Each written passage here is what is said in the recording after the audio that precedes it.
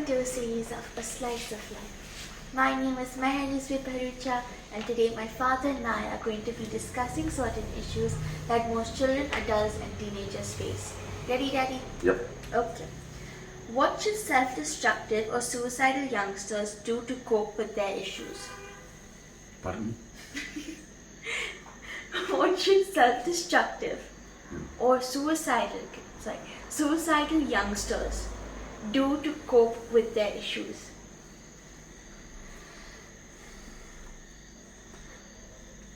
You know,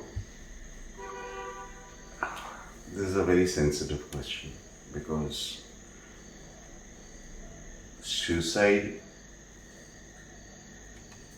can happen because of various reasons, and I am not here to judge anyone for anything. Self-destructive tendencies usually come forth from people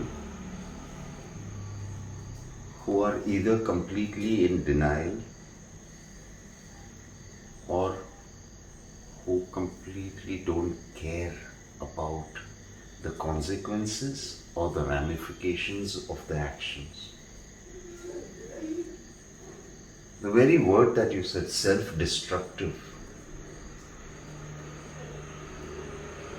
9 out of 10 times everybody knows they are self-destructive. Self-destructive does not necessarily mean you are physically hurting yourself. You could be mentally hurting yourself every single minute, right? Yeah. Which will cause you to go in a state of immense depression or sadness. So that's self-destructive as well. Yeah. So usually they are told, the better don't do this, think positively, this is not the way to go about. You can't make yourself your greatest enemy. But it doesn't sink in. It doesn't sink in, or that person is not strong enough or not hardworking enough to work on himself or herself. 80% of the time, it's usually this. 80% of the time, the individual is not hardworking enough to come out of that entire muck of self-destruction and just try and lead a normal, happy life. Maybe they have just formed a certain comfort zone in that feeling. That's exactly what I'm telling you. They are exceedingly either comfortable or they are bone lazy. Right. So self-destructive tendencies, of course, Meher, sometimes childhood trauma can create self-destructive tendencies. But that's still not an excuse. You can always get out of it. Because there is never an excuse. It takes time, but you can do it. Yeah, it's never an excuse. You can always pick yourself up and walk. You can always, no matter how down you are. Another problem that is coming about is, you see, our grandparents and our parents, when we did something wrong, they would thrash the living daylights out of us. They didn't weaken us. But now, if any parent did that to the child, it would be known as domestic abuse, right? Yeah. I have teachers who have left teaching as a profession because they cannot even shout at the student. So we are inherently making our children a very weak race. Yes, but still don't hurt your children. Nobody's telling you to hurt your child. No, but I'm just saying that there has to be a balance between leniency and despotism. What's despotism? Where whatever I say, only that will happen. And if that doesn't happen, I'm going to thrash the living daylights out of you. Oh, okay. Okay? Dictatorship. Yeah, there has to be a balance between these two. We had the fear of the repercussions of our actions. because you knew that it was going to be met with a heavy hand. Nowadays, children are brought up in a very soft manner, and when they grow up, they can't face life. That's why you see children committing suicide over 2% less. You see children committing suicide because a father could not afford giving a mobile phone to the child. You didn't hear of all this before. Suicide was a big thing earlier. Oh my God, he committed suicide. Now it's an everyday event going on.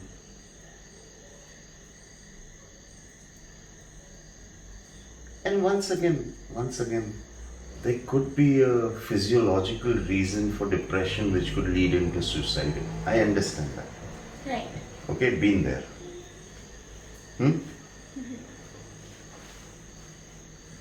But 7 out of 10 times it is the inability to accept a situation which is creating suicide. We need to teach our children that they are going to fail sometimes. We need to teach our children that everything is not going to go their way. We need to teach our children that the world outside is not as nurturing and comforting as the home. So you could say that suicide and self-destructiveness is a form of faulty upbringing as well, right? No. Not always. Not always, but sometimes. Yes, sometimes. But not always. These are very sensitive subjects, Meher, where case to case things differ. Okay? I would be wrong to say, I have considered suicide ample number of times. Yeah, but now you can't. Yes. Okay? I've considered it many times because there is a great futility about life. But then you don't go around killing yourself because of that. You just accept it that, okay, there is futility in this life, but I will live it. Right? Right. But self-destructiveness, 9 out of 10 times can be controlled if you are not self-centered. It again comes down to self-centeredness. If I know that my self-destructiveness is hurting the loved ones around me, I have a choice. Do I care more about myself or do I care more about others? And 9 out of 10 times people care more about themselves, so they don't care a flying F about anybody. Okay? Okay. These are signs that can be seen at early age. How so? You know a child is going off track at an early age. Okay.